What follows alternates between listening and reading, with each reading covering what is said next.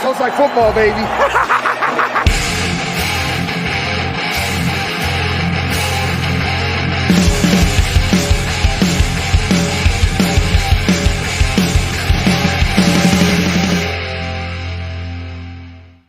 What's going on, everybody? Welcome into another episode of the Fantasy Football Smackdown. I am your host, Jake Rip. You can find me on Twitter at JakeTakesFF.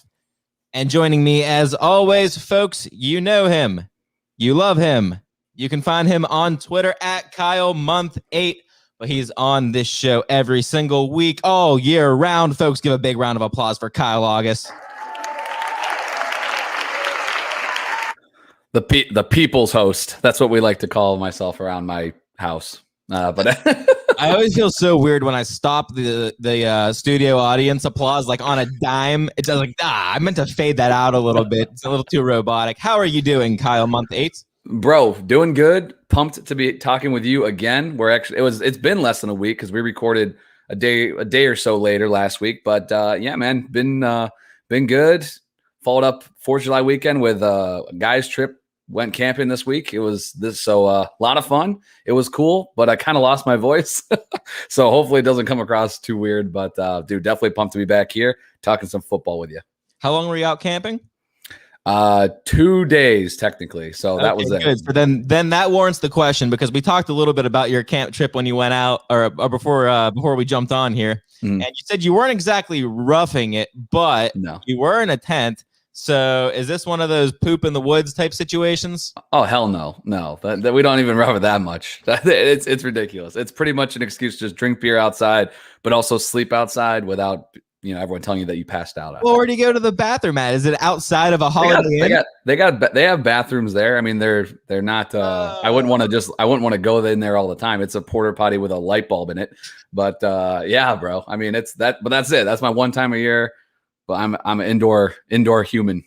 It's just yeah. I'm very much the same way, an indoor human. I'll be that way the whole way up until and through the football season. That being said, man, we're one Monday closer to kickoff.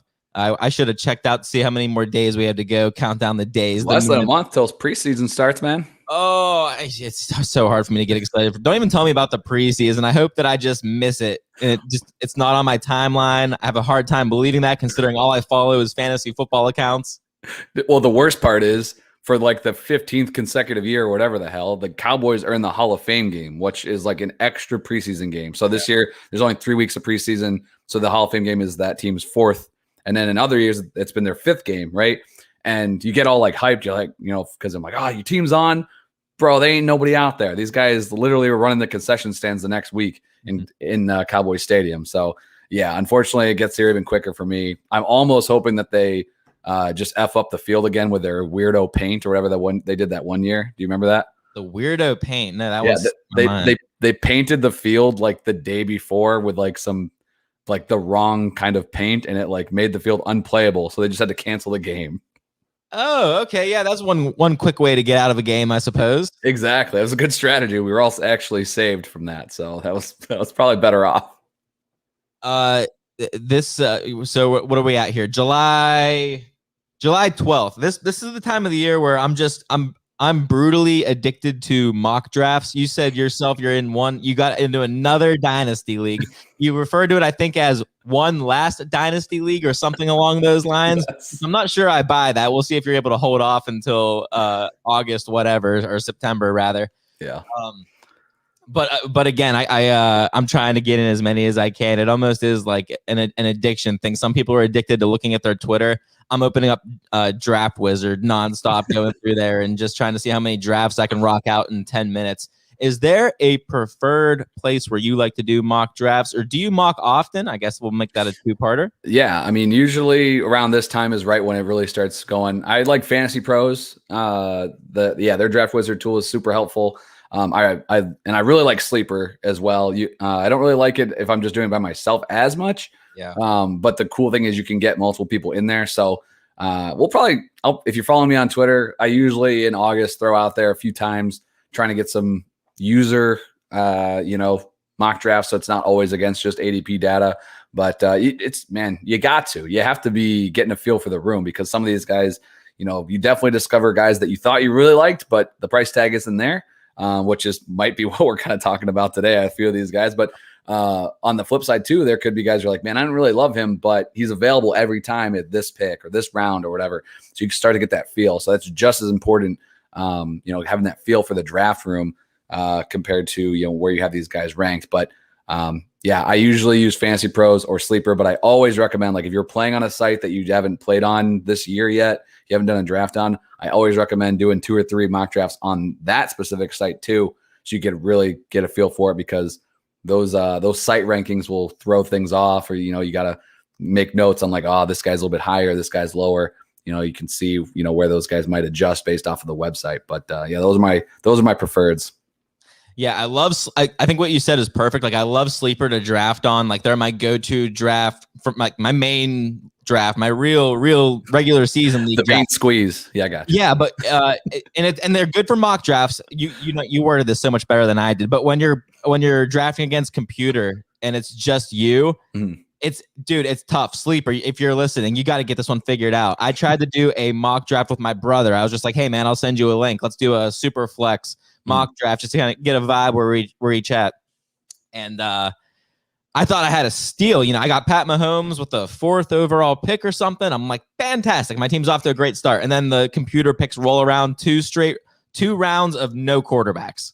Yeah. The entire way back to me. It's like it would just never happen that way. I had to leave the draft. And I even tried tricking Sleeper. I'm like, okay, well, you know what? I'll go into the settings and I'll make it 2 quarterbacks and a super flex, just to make the computer want to take a quarterback earlier. Yeah. It didn't work.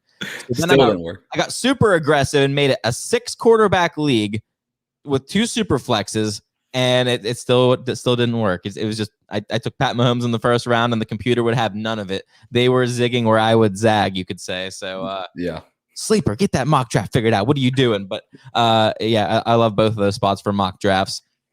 Let me get a quick little PSA in here before we get cooking, that you can take your fantasy football Smackdown experience to the next level by simply subscribing, to the DWZ YouTube channel, and joining Kyle and myself every single Monday night as we scratch and we crawl our way into the regular season.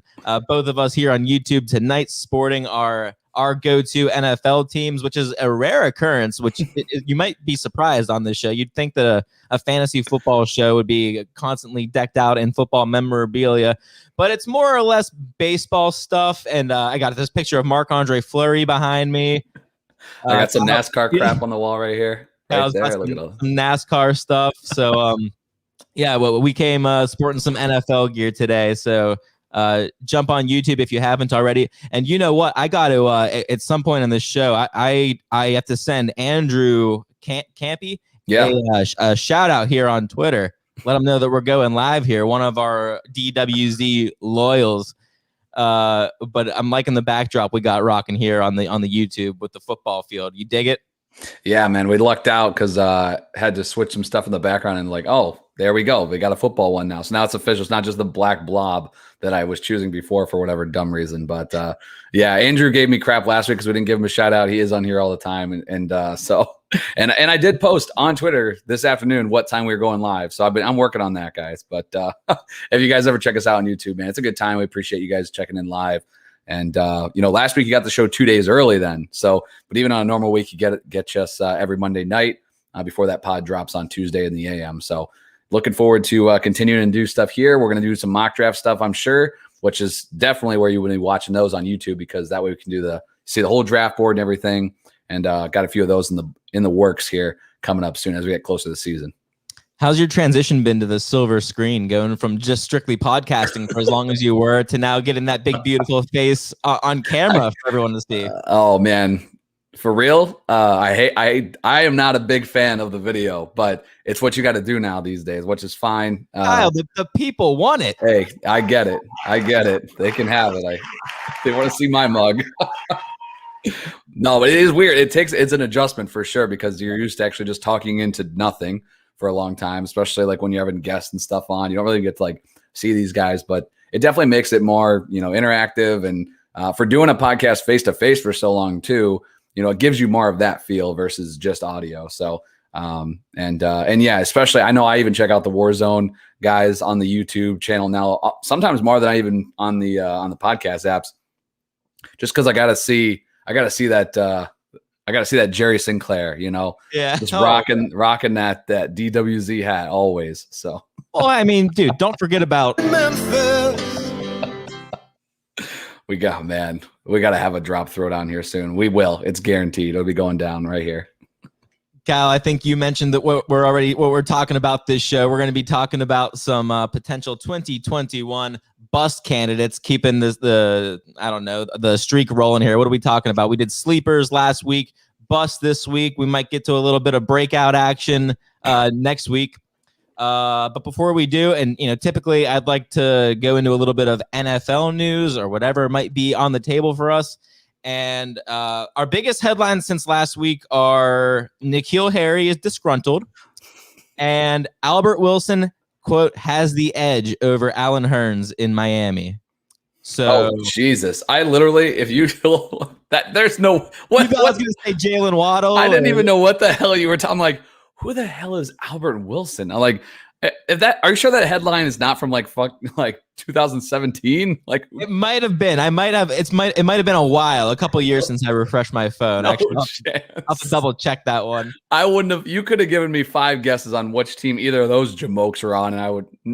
No, it is a funny headline too that they went out of that way to post that headline, like that he has the edge over Allen Hurns in Miami. Like for what, the wide receiver 5 spot? I didn't even know. I didn't even know Allen Hurns was still in the league. I thought that didn't he have like a grass allergy or something? I don't like last time I heard about him, I thought he had like a grass allergy.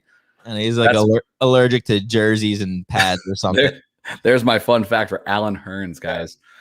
Oh Jesus, that went a weird direction. Yeah, I know. I'm gonna bring it back real quick here. Since there is no player news, I thought it would be fun to talk about this player debate real quick before we get into our bus. Mm-hmm. Because I've had this come up on more than one occasion since we did our DWZ mock a couple of weeks ago. And in the first round there, again, I wish I could have been present for this, but lightning storm knocked me out cold. I had the 4th overall pick and went with Dalvin Cook.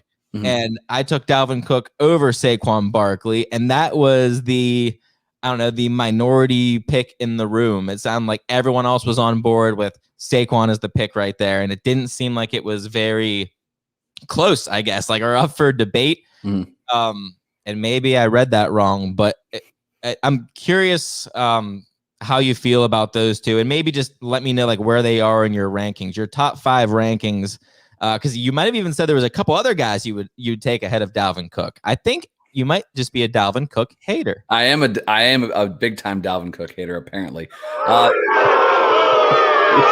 This crowd is out of control here.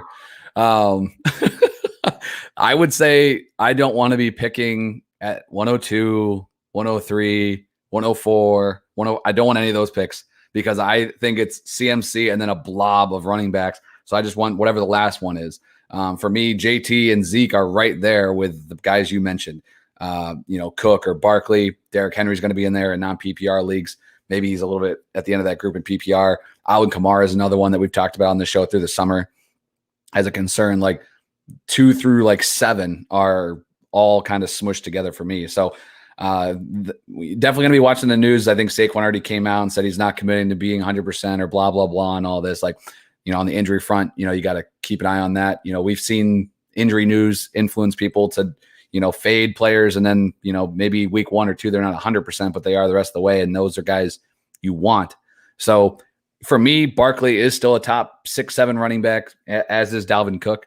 I guess the bigger thing is, like I mentioned, is like, I don't really prefer any of them over the others. I like Dalvin Cook fine and Saquon fine, but it's just, that's just a pick I don't want to have to make. Like if I can pick my draft position, it's either 101 or probably 6 or 7, depending on, if you want a running back or if you want Kelsey, I guess, then you can maybe even slide a little bit later. But I think that's the biggest takeaway that I got from that mock draft. Other mock drafts I've done is that those early running backs, while still all good, I don't really even think there's like a clear cut 102. You could choose whoever the hell you want. And I'm not really going to argue with you. Yeah, I know what you mean by not wanting that pick. Jerry actually was the pick right after me, and I remember just thinking, like, I was envious of the fact that he didn't have to make this decision. Like, he was going to have either Saquon or Dalvin Cook just fall right into his lap. Yeah. If I may, I think I'll defend the pick a little bit here because at first I was kind of jumbled up in my own head about it. I'm like, I don't know, maybe I would have picked Saquon if this was a real time draft. I don't know why I made that pick. And then I thought about it, and the way I approach drafts, like I have pretty much a zero risk tolerance policy, especially in round one. Like round 1 through 4, I'm not taking many chances. But in round 1, I am gonna take the biggest slam dunk that I think I can take at whatever pick I have. I think it's probably undeniable to say that Saquon's got the higher ceiling of the two. We saw those stupid receiving numbers in his rookie season. I brought those up here. 90 for 721 and 4 touchdowns. Jeez. But let's keep in mind those numbers come from an old Eli Manning, 120 Eli Manning targets in 2018. And we already saw those numbers drop in 2019. He saw 5.6 targets in 2019 compared to his 7.6 when he was a rookie. We talk about Daniel Jones and his mobility all the time. It's just one more variable that you think would negatively affect Saquon's receiving upside. And then how about all the additions they made on that offense, bringing in an alpha receiver and Kenny Golladay and spending the high draft capital on Kadarius Toney. So you would imagine they'd want to get him involved. Point being, I just have a hard time. Like, I think a lot of people think that Saquon's just going to be that automatic guy again. Like, if he just gets the 16 healthy games, which is a big if, like you said, we don't even know if he's going to be healthy, and he doesn't know if he's going to be healthy. So it sounds heading into this season.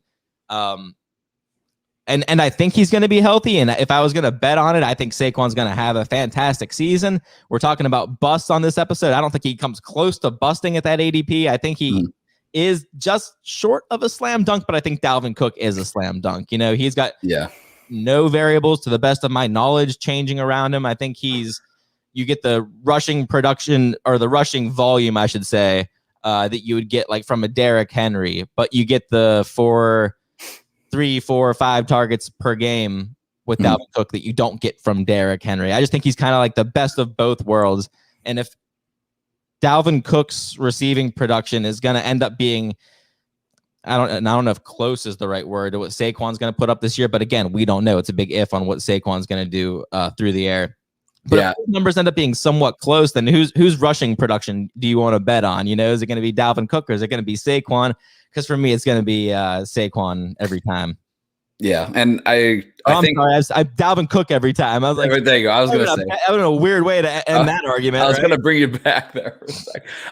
I will say this, and maybe I was just this happens, stuck in dynasty gear for a second. Like, Dalvin Cook is a guy that I'm selling for sure in dynasty and redraft leagues. Putting it back in perspective, like, I do think Cook is definitely a top 5 guy. You can take him there, no problem. Everything that you said is spot on. Not a lot of competition there. A team that wants to run the ball quite a bit. So I think we'll dive. I know we will. I know we'll be diving into some of those early rankings, guys, because those are decisions that everyone's gonna have to make right out of the gate. Those are tough decisions. So before I let you drive us into the bus here, here's our boy Andrew. He's in there. He put a question. He said, "Is NASCAR the worst sport ever?" Andrew, you're canceled from the podcast. Get the hell out. And then G is back this week too. Said an early bus prediction. This podcast, for not acknowledging its viewers, as G's in the chat throwing out nonsense. So yeah, that's good stuff. This is the kind of thing you can chime in on if you're watching on YouTube, and maybe you'll make the show like these two friends of ours, I guess. Yeah, always love hearing from the Aussies. Never a dull moment with those guys. So where are we at here? I think that's probably enough of talking about Dalvin Cook and Saquon Barkley. At the end of the season, it'll probably be a marginal difference in that pick, but who knows? Again, it's just a risk tolerance thing for me with why I'd go Cook over Saquon, I guess. Yeah. But again, we're not talking about the elite players. We're going to take it down a notch and talk about some of the players that we think have some bust potential this year. I had a little bit of a harder time putting together this list than I did our sleeper, or was it a sleeper? Yeah, our sleeper list. Those guys seem like a lot easier to pick out of a lineup than to go through and pick guys that you could come up with reasons of why they're not going to perform or they're not going to perform relative to their ADP. And maybe before we get into this, we should define what we're calling a bust, because for me, that's not necessarily saying that a player is going to go out there and just poo-poo everywhere. A bust for me is he's just a player who's going to underperform relative to what you thought he was going to do, relative to his expectations or his ADP. Mm-hmm. I think any individual player can have a good season and still be considered a bust if you took him 2-3 rounds too early. Yeah. All that being said, Kyle, what do you say you get us kicked off here? Give me a player that you think is going to bust this season. And you know what? Tell me how sure you are on a scale of 1 to 10 that this player is going to bust. 10 being he's busted. All right, we got a bust meter now, apparently. I dig it. So this guy fits exactly to that definition that you just said. I think this is a running back that I think is going to have a good year. He's a guy that I'll definitely look to have on teams if the value is right. And right now, as an early second round pick, the 11th running back off the board from Fantasy Pros ADP right now, it's Cam Akers. This is a guy that I really do think is in a great spot as far as he's in a good offense. We've seen this offense put up great running back numbers over the course of the last few years. Obviously, it seems so long ago, but Todd Gurley was a freaking fantasy stud in this same offense. Even last year, at times, it was a different name, which made it really difficult for fantasy owners. But Darrell Henderson and even Akers towards the end of the year and Malcolm Brown, there was tons of production here from all these running backs. So if it's combined into one guy getting 80% of that production, I think he can have a very nice running back 2 season. I'm just not sure that I trust him as my RB1. And so when I was taking a look at where he falls right now in ADP, he's right behind Chubb, Zeke, and Aaron Jones. Those guys are a tier clear ahead of Cam Akers in my rankings. So now it's kind of like, okay, there's that tier break, and Akers being that first guy is always going to make it seem, not as sexy, right? Or feel like you stole him from your league. Then he's just ahead of Antonio Gibson, Najee Harris. Those are running backs that I really like with a good amount of upside. Joe Mixon's right after him. Jake, I know you're built really high on Joe Mixon. Yeah. So those are those are running backs that are in that same tier, and you usually want to get the last guy in the tier, not the first guy. So that kind of plays into the fact that Akers feeling like a bust. But the thing that I really don't like about Akers is where he's going amongst the non-running backs. He's going behind Kelsey, Adams, Hill, and Diggs, which is fine, but he's going ahead of Nuke, Metcalf, AJ Brown, Calvin Ridley, Justin Jefferson by quite a bit, 8 to 10 picks. So I don't really, I like all of those guys over Cam Akers, including the running back. So for me, Akers is more of a late round 2 selection. If I can do it, he's 15th in my running back rankings. So again, it's not that I hate him. Take a quick look back. It took a long time for Akers to get going. So kind of a refresher. Weeks 13 through 17, he missed one of those games, and he had 2 playoff games too. So 6 total games for Cam Akers. That's what we saw in his rookie season as far as getting the work. He totaled 133 rushing attempts for 561 yards. So 561 in six games, solid, absolutely. 3 touchdowns in that span, 11 receptions, 11. That is not what you want from an RB1. You need 40 plus catches easily, right? And I don't know if Akers is going to be able to do that. Again, this is a guy that I love as an RB2, but he's been taken 11th overall. Also, too, when you look at those attempt numbers, that was with Jared Goff being injured. They had Wolford under center in one of those games, started that playoff game with Matthew Stafford there. I think that McVay is going to feel like he can lean on that passing game just a little bit more. So I like Cam Akers, but I don't like him where his ADP is going. So that's why he is a bust for me in 2021. What do you think, Jake? Yeah, dude, you nailed it.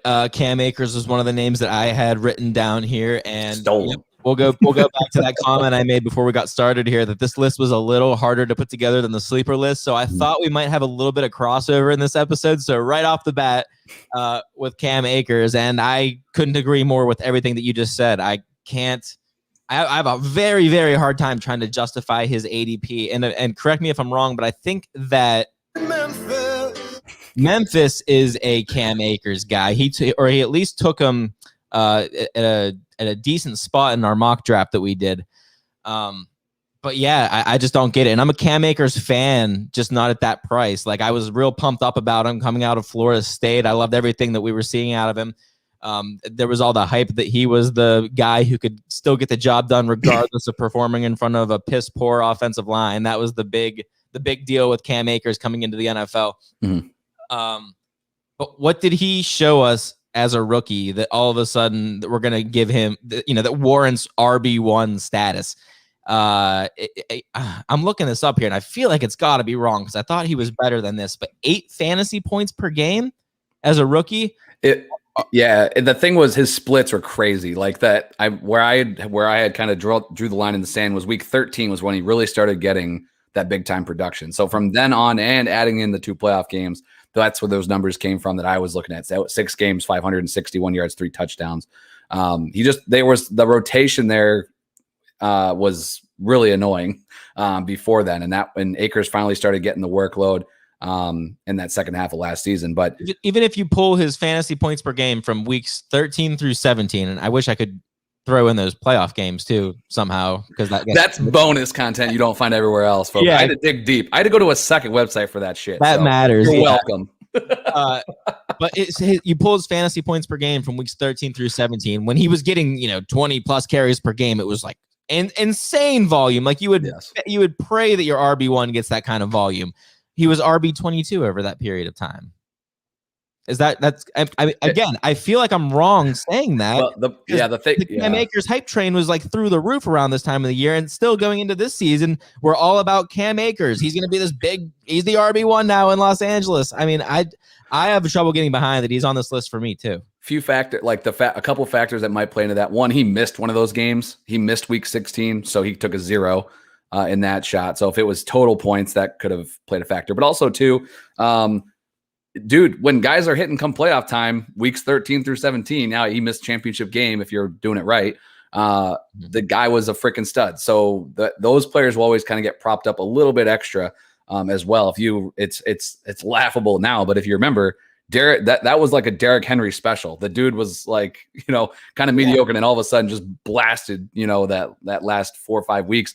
And it just gives a little bit more hype when it hits at the very right time, which is great. You can't take it away from him. He did it. And Akers had a great playoff run too, getting a lot of work, but in the NFL playoffs. But it definitely took him a long time to get going, to beat out some guys that, we pretty much not expecting much out of this year, and either in Miami with Brown or Henderson as a threat to Cam Akers. But yet it took him almost the whole year to beat those guys out, took some injuries. And, so when you look at it, bro, he's again, running back 11. You look at guys for me, like CEH is running back 16, but he's going a whole round behind. That you made that point. I made the exact note that you just said there. I said, I have written here that, CEH going RB 16, 28th overall. I feel like I'd prefer the upside of CEH playing with the Chiefs rather than rolling the dice with Cam Akers, especially at the change, the difference in ADP. Mm-hmm. And it's dangerous because if you take Akers in round 2, you have a running back, it's solid, right? If you pass on Akers for a receiver, and this actually happened and it was a round later, but it happened to, he might have taken him in round 3. Regardless, this happened to Jerry a couple weeks ago in our mock. Like, he missed the running back tier. Like, he was in round 3, he went wide receiver in round 2, and he missed out, and he had to reach on a running back, and he didn't like it, and we made fun of him, and it was hilarious. But that's kind of the chance you take. Like, if you don't take your guy in round 2, you got to hope for one of those guys in round 3. And I think that there's a few names that I like there that I'd be okay. When you look at Dobbins, CEH, and Swift, those guys all have similar ADP outside the top 25. So hopefully those bodies are there for you in round 3, and then you can feel pretty good about taking an elite wide receiver over Cam Akers in round 2. So I thought I was a big fan of Cam Akers, but apparently I'm not compared to everybody else. But the Smackdown podcast, I think, is united on the fact that we don't love 15th overall running back 11 for Cam Akers heading into this year. Yep, right on, man. Let's we'll go to another running back that I have here as a potential bust. Actually, you know what? Why don't you just tell me, Kyle, who with a top 5 ADP is going to bust this year? Oh, top 5 ADP. And this is your selection. Am I trying to guess your selection? I would put money on it that I know who it is. it's got to be Alvin Kamara, right? I figured I might as well just rip the Band-Aid off, get this one out of the way right off the top. I am shocked that we're halfway through July now, and Alvin Kamara is still 4th overall, the 4th running back off the board, the 4th everyone off the board in Fantasy Pros ADP. I don't understand, like I said before, with the whole Dalvin Cook Saquon thing. I don't understand why in the first round you wouldn't just take the layup and take someone that you're positive is going to produce like, elite numbers. And I know you can only be so positive. Fantasy football is a very unpredictable game, but there's so many questions and variables surrounding Alvin Kamara this year. And he's a guy who his entire career, I don't want to say has leaned totally on his receiving production, but big time. I mean, his receiving production, that's what made him elite. That's what separated him from your middle tier running backs, the guys that you can get in the 4th round, is that Alvin Kamara is going to go crazy and catch, or what was that stupid number? He like had like the same amount of targets 3 years in a row. 81 on the 81. Yeah, that's the big number. That might have been that might have been receptions. Receptions. Yeah, that sounds right. Yeah. Without Drew Brees quarterbacking this offense, the starting running back is going to see significantly less targets than he would than if Drew Brees was in the game. It's that simple. That is the fact right there. Actually, and I pulled up a stat here from a former episode of the Smackdown. I knew I referenced this before, but I went the whole way back to 2013. It's the furthest Fantasy Pros allows you to go back, and for the past 8 seasons, nearly a decade, Drew Brees and the Saints have finished top 4 in total running back targets every single season, often finishing in either 1st or 2nd. So that right there, just showing the impact that makes, especially fantasy-wise for a running back. And it makes you wonder, man, like if Alvin Kamara would have landed anywhere else, or rather if someone else would have landed with the Saints and had that, cakewalk situation where, Drew Brees is just dumping the ball off nonstop. I'm not going to deny that Alvin Kamara's got a crazy set of receiving skills and that he's a great running back. I just don't think that he's an elite running back without Drew Brees. Do we even know where the Saints quarterback battle even currently stands right now? It's been pretty quiet. You see all these videos on Twitter of Jameis Winston doing drills and some guy slapping him with an oven mitt or something. I don't know. I mean, for fantasy purposes, we all hope to God that it's not Taysom Hill. Tell me this, Kyle. How do you eat a W with an oven mitt on? I have no idea. So I don't know how many W's they'll be eating in New Orleans this year, but maybe that's their hope. Maybe they were looking for their quarterback in the 2022 class. I don't know, but I'm with you, man. I was surprised to see Kamara at 4. He's in that group. Like for me, he's still top 7, but he's 7th for me. Sure. I think that he's, I don't want to just say he's not going to catch anything. Like he's going to drop down like Nick Chubb level of receptions. They should find good teams will find ways to get, players the ball. But no, but the only way that he can possibly be RB4 is if Drew Brees is targeting him 100 times. And we all know that's not going to happen. If Taysom Hill is the guy, then it's tragic for Alvin Kamara, right? If Jameis Winston is, again, quote unquote, the guy, he's still not Drew Brees. It's not as terrible, but he's still not Drew Brees, no matter how you look at it, no matter who you want to hypothesize ends up getting the job. And which, for the record, I do still stand by. I think it's kind of like Jameis's job. We see a lot of Taysom Hill this season. Tell me how much you want to be an Alvin Kamara owner this season when the Saints make it their new thing. Every time they get into the red zone, they bring Taysom Hill on the field. A super realistic reality. You know what I'm saying? And the quick hook. I mean, that's the thing I'm worried about as a James, because that's something you can't predict, right? If they decide they're going to make a quarterback change, you can adapt to that. But what I'm worried about with the Saints is that they go a little hot hand from time to time and they play Taysom Hill more than you'd expect. And there's literally nothing you can do at that point. So, I figure I would put money on Kamara being on your list. That's a tough name to throw out there because he's been a freaking stud. But at 4th overall, I think he's a first rounder, but I think he's a back end of the first rounder for me, not top 5 pick. Can you explain to me why Joe Mixon can't be just as productive for fantasy purposes as Alvin Kamara this year? Can you come up with one reason why that should not happen? Because I can't. I would love maybe if you threw out the idea of Austin Eckler, which I think you have in or the Austin past. Eckler or Aaron Jones. Najee Yeah. Harris could finish the season with more fantasy points than Alvin Kamara, and I would not bat an eye. It's such a reality that's right there that the idea of taking him in the first round just sends chills up my spine. The idea of just wrecking my entire roster by taking a chance on Alvin Kamara when there's no ceiling to be had anymore. Yeah, definitely. It's the upside is kept for sure. And I know I won't own him if he sticks around that top 5 ADP. So I'll let somebody else play that out. And the thing that's gonna be tough, even from a dynasty perspective, not to bring it all the way back there, but like you're gonna see maybe 1 year of this, and then we're gonna have to try to figure it out next year all over again. There's gonna be unknowns, and it just it stinks because the dude was such a stud for a long time. I still think he can be an RB1, but I'm not sure he's top 5 running back anymore. All right, Kyle, why don't you dazzle us here? Give us another player that you think might bust, and don't you dare take the guy I'm going to bring up next. I got a couple of running backs here. I didn't want to go with like Melvin Gordon. Every show for eternity will say Melvin Gordon this year. But I got 2 more running backs on this list. I got a few more guys, but 2 more running backs, and I think that these guys might be popular bust picks. Yeah, I've got one. I definitely have one of them on my list, but go ahead. The first one on my list, because his ADP is a little bit higher, 29th overall, running back 17, Josh Jacobs, going in the 3rd round. This is a guy that he was good last year. And again, don't get me wrong. He is inside my top 24. This is a guy we'll draft at the right price. Round 3 sure as hell ain't that area for me. Last year Jacobs was a stud. He finished as RB8, RB11 in points per game.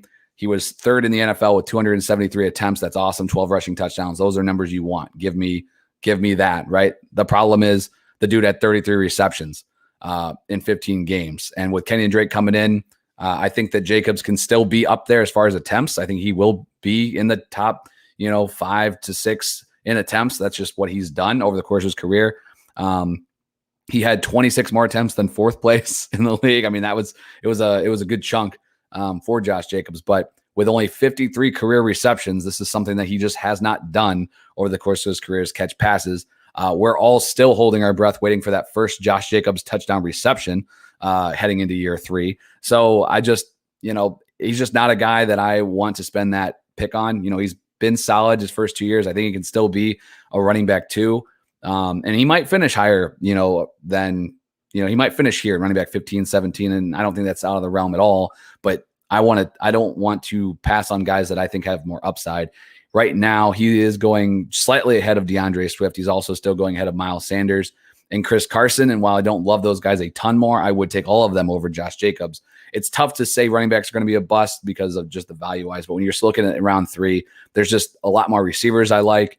Michael Thomas, Keenan Allen, McLaurin, A-Rob. I'm taking all those guys over Josh Jacobs in the 3rd round, and he's going ahead of all of them right now. So the last note I put on here, and I mentioned, it was like, he's never had a receiving touchdown, LOL. I mean, the dude is just, he's had 53 career receptions. That's the number you want in a season, for a running back. And so the carries will carry him to be an RB2, but I'm not paying running back 17 price. I'm not paying 29th overall in half PPR. So Josh Jacobs for me is somebody that I'm not going to own at that value. Yes, I'm looking here. Josh Jacobs finished as RB8 last season, which all things considered, in the amazing Las Vegas offense, like, that's pretty respectable. Yeah. And I've always liked Josh Jacobs, and I've always been in the camp of, like you said, if they could just get him the ball more in the air, like, this dude could just be electric. But I don't know what the deal is or who's pulling the strings right now in Las Vegas, man. But it doesn't make sense. The signing of Kenyon Drake didn't make any sense to me when it happened. And I don't know if I was in on Josh Jacobs before that move was made, but I could tell you, as soon as I heard that Kenyon Drake was going to Vegas, I was out on both running backs. I didn't want either of them. And I was hoping the Drake thing for me, I was like, okay, awesome. That's fine, because now Jacobs will kind of slide back to where I will take him. But that didn't happen yet. Like, if he would be more in the like where James Robinson's going right now, about 45th overall, Myles Gaskin just behind him and running backs, like, I'm good with that. Give me Josh Jacobs there. If Kenyon Drake can drag him down to that point, but that apparently has not happened. So unfortunately, we're yeah. I would have to take Jacobs at like a tier where, I mean, I guess you kind of said it. Miles, Gaskin, like I mean, I'd still want Kareem Hunt over him. Like that's the problem with Josh Jacobs. He's one of those guys, like I always say with Raheem Mostert, like he's not a special running back. He doesn't bring anything to the table for me. It's not like he's a crazy good receiver. I'm looking at his workout metrics here now. Ran just under a 4.7 40. The dude, he's not fast. He's not big. He didn't have necessarily great draft capital. I think he was the first running back taken in 2019, but not until the end of the first round. I think he's just a guy, and I think Kenyon Drake is kind of just a guy, but he's a guy with receiving chops. You know, he's just got that other element that Josh Jacobs doesn't have. And Josh Jacobs is a guy who, till this point in his career, like the reason that he's been semi-valuable or been a fantasy asset at all really has been his volume. John Gruden feeds him the ball. Third, do you know he was third in carries last year? 273 carries for Josh. I said it. Oh, sorry, dude. Sorry. Didn't mean to shit all over your stat. I did know that, but that's incredible. Did you? Okay, well, listen, this smart ass. Did you know he was second in red zone touches? No, I did not. I did not say that previously 5 minutes ago. So yes, that is a new stat to the show. Playerprofiler.com. But I couldn't agree with you more. I think the only reason maybe that I didn't pick Josh Jacobs on my list of bust candidates is because it was the low hanging fruit. But I'm happy that you went out, Kyle, and snagged it. Again, I'll just reiterate, very much out on Josh Jacobs this year. His ADP would have to slide so low for me to even consider, because at what point is he even a utility in your roster? Like, even if there's a bye week and I have to plug him in, I'm like, oh my! I hope he falls into the end zone. You know, I mean, he's found the end zone on the ground plenty. I mean, that's why I still feel comfortable with him. If I went with a tight end early or receivers early, like if he's my RB2, I don't hate it. If he's at the in round 5, I'm still good with that, because after him, you're going to get into these timeshares where like they're legit timeshares. Like if Jacobs is still going to get 250 attempts, I'm still good with him there. But it's got to be almost 2 rounds later than where he's being taken right now, because he's going early third. So it's just nowhere near where I'm considering him. Do you know he was third in the league in carries last season? Oh, are you for real? Oh, dude, that's crazy. Never mind. All right, we're going to keep it rolling. We're having some fun here. This is the guy that I thought you were going to steal, and I actually moved him a little bit up on my show sheet because I didn't want you to snag him before I did, because this one to me stands out like a sore thumb as a guy whose ADP seems super inflated, and I don't know why, but it's Tyler Lockett. He's wide receiver 21 in ADP right now, 55th overall, and that ADP to me doesn't make any sense. It's marginal, but he's being taken just ahead of, and this is with half PPR ADP scoring, just ahead of Deontay Johnson, Kenny Golladay, DJ Moore, Jamar Chase, T. Higgins.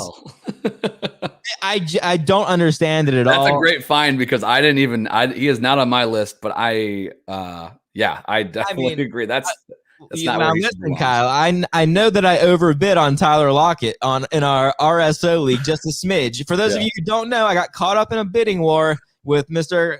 Month 8 over here, and I refused to back down until I had Tyler Lockett on my roster. So, for the next 2 years, I've been rolling with Tyler Lockett. But for this season, I think wide receiver 21 just seems silly. To be fair, Lockett did manage to finish as wide receiver 9 sort of quietly last season, wide receiver 12 on a points per game basis. But it's always scary when you look back at someone's end of season stat line and it reads 1,000 receiving yards and 10 touchdowns, because the stat line like that just screams touchdown regression, which I think is a fair expectation from Lockett this season. And by the way, for those of you who may have forgotten, Tyler Lockett had an absolutely stupid, ridiculous week 7 where he embarrassed the Arizona defense to the tune of 15 receptions, 200 yards, 3 touchdowns. If you had him on your team, you won that week. 15 receptions. Without that game, and you can't just wipe out a game from someone's from someone's end of season stat line, but I'm gonna do it here on the Fantasy Football Smackdown. Without that game, his end of season stat line is something like 85 catches for 800 yards and 7 touchdowns. The splits, he went as Russell Wilson went, which is, really profound of me to say that. Yeah, I mean, these guys were studs of the front half of the year, and Lockett's kind of been that way, as far as not being extremely consistent. So I like Tyler Lockett. Don't get me wrong. If he's my wide receiver 3, I'm cool with it. But that's not wide receiver 3 territory right there. And going ahead of, DJ Moore especially is the one who just jumps out like, what the hell are we doing? But anyway, so I got another running back. You want me to take this thing? Yeah. Is it Miles Sanders? No, it is not. Oh, I thought that was going to be like a mic drop moment right there. Well, spoiler alert, but go ahead. Mine's the other guy that I don't think will return what he did last season. Him and Josh Jacobs are, they came into the league the same year. Their numbers have actually been very, very close. And it's RB4 from last year, David Montgomery. He's going as running back 21 right now in ADP, 38th overall. So just at the beginning of round 4. Jacobs and Montgomery just feel very similar to me from the standpoint of I don't want to be taking those guys at their current ADP. I hope I took running backs the first couple rounds where I can just pick off the wide receivers that are still kicking around in there. David Montgomery was 4th in the league in attempts last season. He was behind, I think, Josh Jacobs, who was 3rd, I think. But you have to check me on that. This dude benefited greatly from the fact that the Bears are a horribly run organization with no backup plan at all, because they lost Tariq Cohen after week 3. And through those first 3 weeks, David Montgomery had 9 targets, 6 receptions, right? So that was an average of 3 targets a game, math.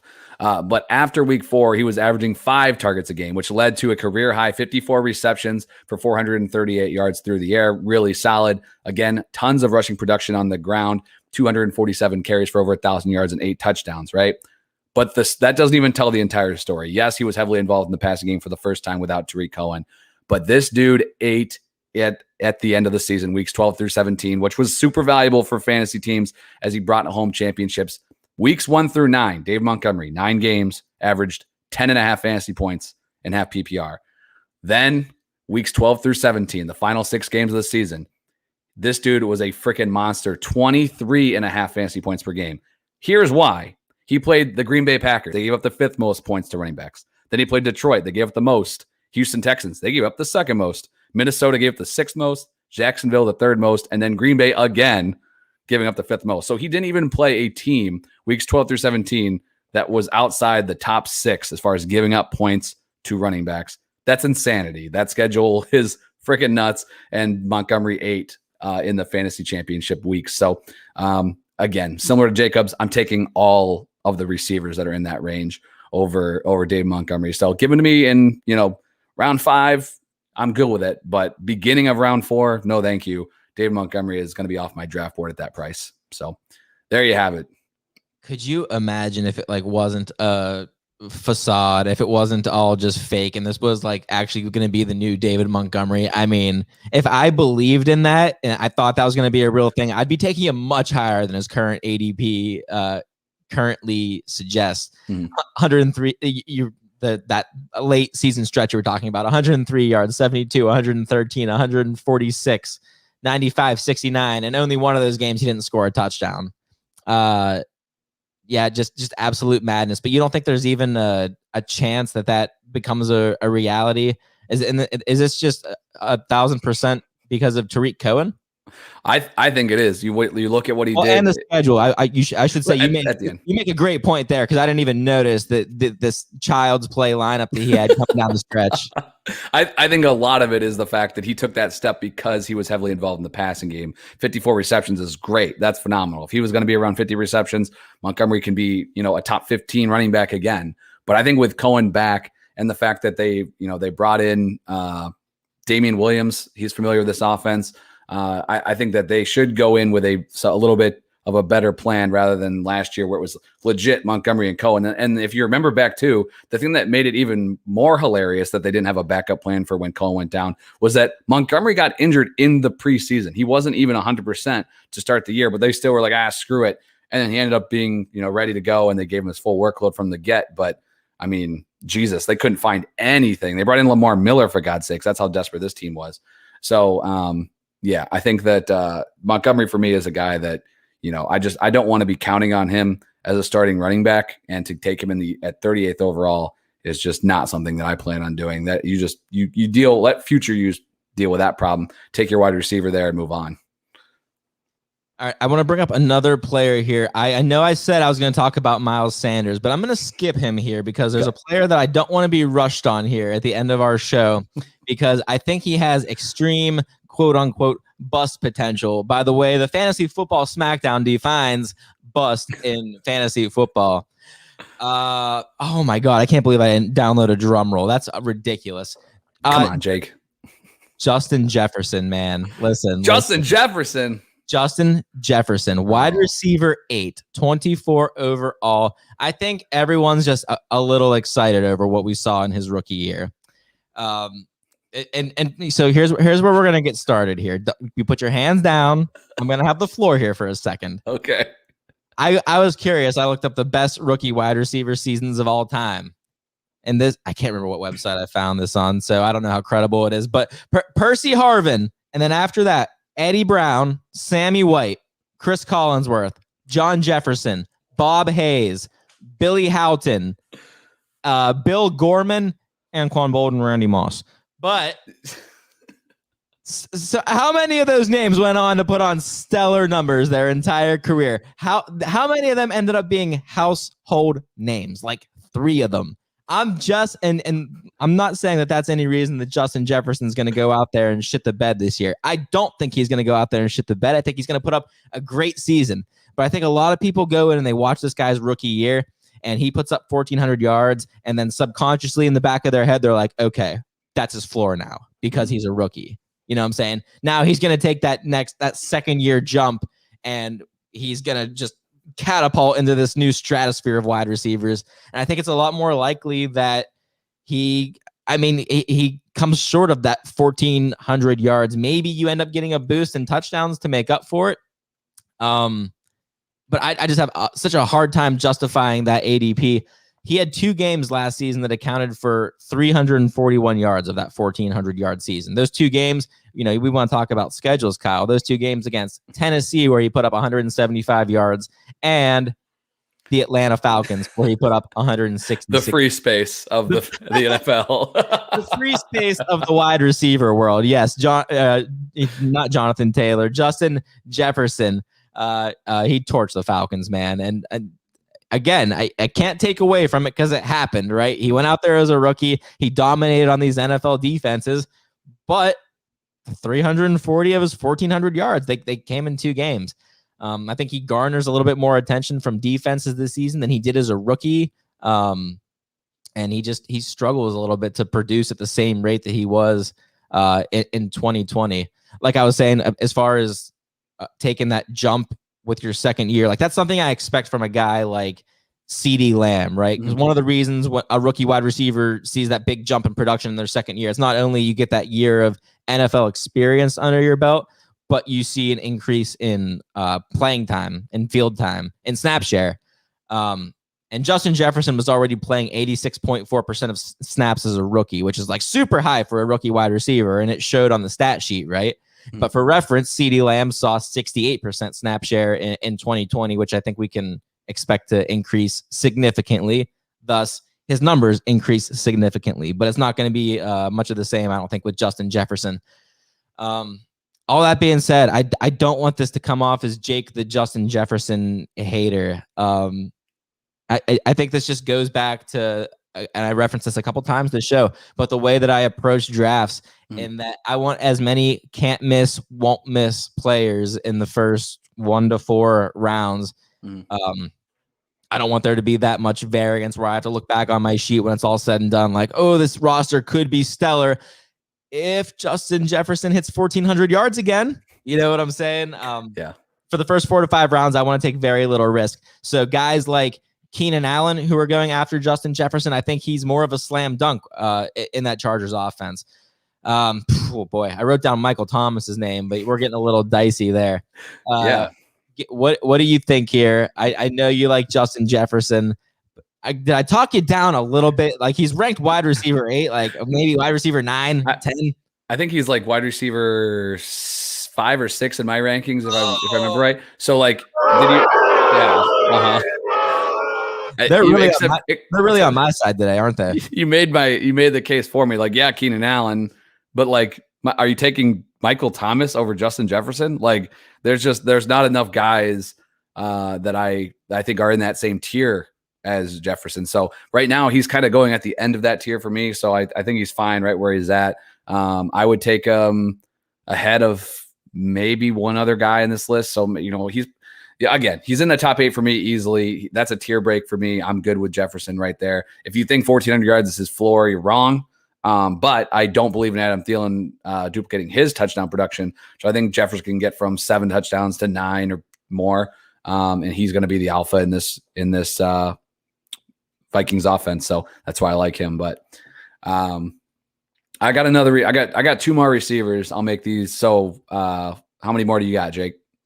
I have 1 receiver and 1 running back. You can roll through whatever you want to hit, and I'll do the same. All right, we'll kick it back and forth one more time. But I'll go. So I'll drop 1 here. Okay. Another receiver. He had a great year. You mentioned the Tyler Lockett stat line: 1,000 yards and 10 touchdowns. Like, that's scary, right? How about 1,000 yards and 13 touchdowns? Because that's what Mike Evans did last year on just 70 receptions. The dude finished as a wide receiver 1, 10th overall, 13th in points per game. But he ranked 25th among receivers in targets behind some of the sexy names like Marvin Jones, Jerry Jeudy, and Russell Gage by 1. But Mike Evans is not a target monster. He's been a touchdown guy over the course of his career. But the reason I'm not taking him at his current ADP, which is wide receiver 13 off the board, 39th overall, 1 spot behind David Montgomery, is just the wildly inconsistent Mike Evans that we saw last year. And 13 touchdowns is great, but I don't want to be banking on the touchdown production. And that's exactly what you had to do last season. In his 16 regular season games and his playoff games, because I always go for those playoff stats, just for a little extra sample size, 13 of those 20 games, he had under 60 yards receiving. That's scary. And then in half of those games, he had 3 or less catches. Also scary. So I like Mike Evans as a lower end wide receiver 2. He's going as a high end wide receiver 2 in ADP. I would take both Rams wide receivers, both Cowboys wide receivers, and DJ Moore clearly, easily ahead of Mike Evans. They're all going behind him. I'll throw in this little bonus thing just to give the whole story. Yep. Mike Evans was actually better with Antonio Brown, weirdly enough, is that in the first 8 games without Antonio Brown, he had just under 400 yards on 46 targets, averaged 11.5 fantasy points per game. Then the 8 games in the regular season with AB, he had 10 more receptions, almost double the yardage numbers, and averaged almost 15 fantasy points per game. So first 8 games with AB, around 12 fantasy points per game. Last 8 games, 15 fantasy points per game. So the yardage numbers definitely bumped up with AB in the lineup. But again, 13 of 20 games under 60 yards, that gives you very, very little floor. And if those touchdown numbers come back down to earth, I'm not loving it. So Mike Evans is just a little too pricey for me early round 4. Not going to be on many of my rosters either in 2021. So Jake, what's your thoughts on Evans? Mike Evans is a great selection. I feel the same way about Chris Godwin, and we might have brought this up on last week's episode or the week prior, but just Antonio Brown being there, I think it's going to be a thorn in the side type thing the entire season for owning any Tampa Bay Buccaneers wide receiver, because every single week, any given week, one of them is going to pop off. They're not going to evenly distribute across those 3. One of them is going to go off for over 102 touchdowns. And if that guy's not Mike Evans, then there's a good chance that Mike Evans' stat line reads 2 receptions, 10 yards, and that's all you got. And that's not what you want from a guy that you're taking in the 4th round. So love that selection, my friend. I dropped a little spoiler a little earlier, so I'm just going to go with Miles Sanders here. RB 19, 33 overall. Sanders, my interest in Sanders kind of drops a little bit, it seems, every season. Like, it's a shame because I was a Sanders guy when he came into the league. I like Miles Sanders as a talent, and I can't even sit here and argue that his ADP is like completely egregious, because it's honestly kind of reasonable. I mean, RB 19, 33 overall. But Miles Sanders is just a guy he's another one of those guys who's got so many variables around him that I believe he's got real bust potential in 2021. The Eagles have a new head coach this season. The Eagles have a new offensive coordinator this season. We don't know any better than the next guy how Nick Sirianni intends to run Miles Sanders in Philadelphia in that backfield.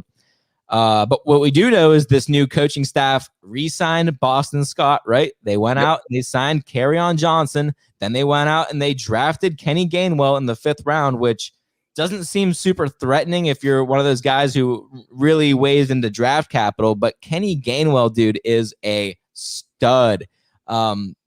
A little context on him. He opted out of the 2020 season, but last time he was on the field for Memphis. In 2019, he ran for just under 1,500 yards and 16 total touchdowns. And that's in addition to 50 catches for 600 yards. I'm not going to plant my flag on Kenny Gainwell to the point that I'm going to say he's a better running back than Miles Sanders, but I think we do need to at least acknowledge that there's a real threat in that backfield, especially as it pertains to receiving production for Sanders. Sanders was 2nd in the league among running backs in drops last season, and Kenny Gainwell is one of, if not the best receiving backs in the 2021 class. Even like early in the, I don't know if you want to call it the pre-draft process, because I mean, I'm talking probably a year ago today when I started doing some research. I was getting into a Devy league and I'm looking at some of these guys. I mean, they were talking about Kenny Gainwell as one of the top 3 running backs of this class before he opted out. So just because he got taken in the 5th round doesn't mean he's anything to be walked over. I think that he's going to be a real threat to do something in year 1 in that backfield. And that's enough to make me worried among the coaching changes and the, for all intents and purposes, rookie quarterback in that offense. Mm-hmm. What are your thoughts on Sanders?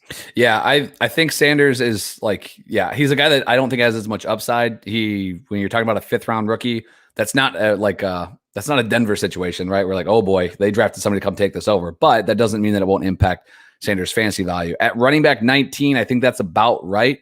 But it's just where amongst players. So it just gets into that sticky part where if you're not okay with Miles Sanders as your running back 2, then you need to pay up for one of those other guys and just live with the wide receivers that are there. If you go wide receiver early, you could be staring down Miles Sanders as your RB2, sitting there in late round 3. And, that's just, that's not ideal for me either. I'd rather have him a little bit later, but unfortunately you kind of have to take the dart throw at running back there because they're just going to get worse from then on. So I don't disagree that he won't return that value, but you got to protect yourself with an earlier selection at your running back too if you don't want to be staring down Miles Sanders in that Philly situation. And speaking of Philly, I'm going to stick with a Philadelphia wide receiver. I did it too. That was my last one. What a great way to end the show. This was your last one? Yeah. Oh, is it Devonta Smith? You bet it's Devonta Smith. It ain't Jalen Reagor. Nailed it. All right, good deal. So we started and ended this show with a little bit of overlap here. And it feels weird because when you're saying a bust that he's going at wide receiver 40th overall, wide receiver 40, 103rd overall, mid-round 9. Like it seems like, okay, who gives a shit? It's almost a double-digit rounds. But I'll give you my stats for the one that really jumped out to me was the fact of I'm not sure how much production this team is going to have. Jalen Hurts had 4 starts. He's averaged completions. I don't give a crap about attempts when the dude only completes 43% of his passes, right? So I went by completions. Hurts averaged 17.25 completions per game in his 4 starts. Obviously small sample size, but that's what we got. So I went ahead and took all the quarterbacks from the league last year that had at least 150 total pass attempts and did their average completions per game.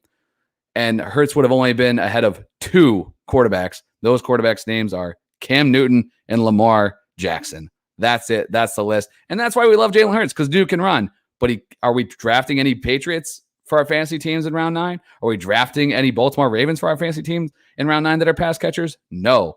So Devonta Smith to me is just too rich. He's going a whole round ahead, at least minimum, ahead of Pittman, Shenault, T.Y. Hilton, if you're going old man style, Michael Gallup, Mike Williams. Those are 2 guys we talked about last week. No reason to take the shot on Devonta Smith there. He starts dropping down draft boards. I can get back on board, but right now he's just going too early for me, even in the mid round 9. So yeah, I guess we'll just crap on Philly a little bit here to wrap up the show. What do you got on Smith? Yeah, I'll take yet another angle on what you said on Devonta Smith bust 2021 here. I understand the more progressive fantasy football take with Devonta Smith is to be like, oh, size doesn't matter, and he's just his elite talent is going to shine through. I would be the world's biggest liar if I didn't admit that his size has me super concerned. He checks in at like 166 pounds or something. You look at his frame and it's just bones. I mean, he's got like the super long arms to work with.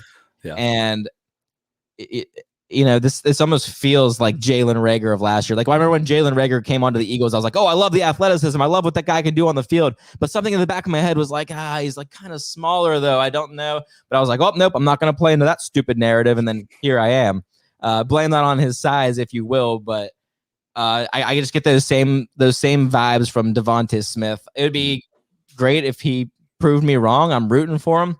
But like you said, and I made almost the same note that you did here. Why not take a shot on a guy that you mentioned last week in Michael Gallup, who's going 35 picks later, or Henry Ruggs, who's essentially the Devonta Smith of last season, right? Yeah. Minus the crazy receiving statistics and Heisman Trophy. But Ruggs is being taken 4 rounds later than Devonta Smith. And I feel like they both carry similar risk. Problem is we've already been disappointed one year by Ruggs. He's gone out there and he's given us, subpar production. But my last note, as much as I do love to fanboy over Jalen Hurts on this show, the cold hard truth is that he is a complete wild card this season. We could be talking about Jalen Hurts as a top 5 quarterback around this time next year, or we could be talking about the quarterback that the Eagles drafted that's going to take his job in 2022. And a lot could happen in between those two things. So I guess a lot of Devonta Smith's success and Jalen Reagor alike is going to be contingent on just how things work out for Jalen Hurts. Yeah, it's definitely interesting, man. Like when you look at it, it's like that number stood out, and it's 4 games. I wish there was more. I wish we had more to go off of. It's new coaching staff. But if the dude's only throwing at completing 18 passes a game, I mean, what does Smith need? I mean, can he do it on 4 receptions? Because that's not a lot. And so hopefully we see it. We want to see these guys succeed. But even at that price, man, I think there's just other guys that I would rather take late in drafts at the wide receiver position. So I'm glad we were on the same page there. We'll see what happens with him. But I mean, in that mock draft we did a couple weeks ago on Sleeper, Smith went around like 6. So it's just like that rookie hype, I think, is going to push him up higher, not lower, when you're looking at his ADP as of right now. Devonta Smith, this ain't Alabama anymore. Justin Jefferson, this ain't 2019. This ain't 2019 anymore. Alvin, I'll do you one better. Alvin Kamara, this ain't Christmas anymore. For you Kamara truthers who are stuck on that glorious day. Yes. Look, I reap the benefits of that beautiful Christmas too, but it's a new day. It's 2021. We got to turn the page, people. Alvin Kamara is going to be a bust. Kyle, why don't you get us out of here, man? Yeah, man. It was good chatting football with you again. Thanks to everybody that came and watched the show live on YouTube. Appreciate the comments. We'll be right back here next week with some breakouts. We're going to keep touching on these topics a bit. Then we'll roll into a mock draft before really kicking it off here in August with all the positional breakdowns and really diving deep into all these positions. So looking forward to draft season, looking forward to hanging out with you guys. So give Jake a follow at JakeTakesFF. You can follow me at KyleMonth8. Be sure to subscribe, rate, and review if you like what you hear. And the Warzone guys will be right back here tomorrow. I hear, just a little tease, I hear they got a great new segment coming. I got a little bit of insider information there from my boy Memphis. So you got to stay subscribed and tuned in. Check out the Warzone guys tomorrow. We'll be back here next week. See ya.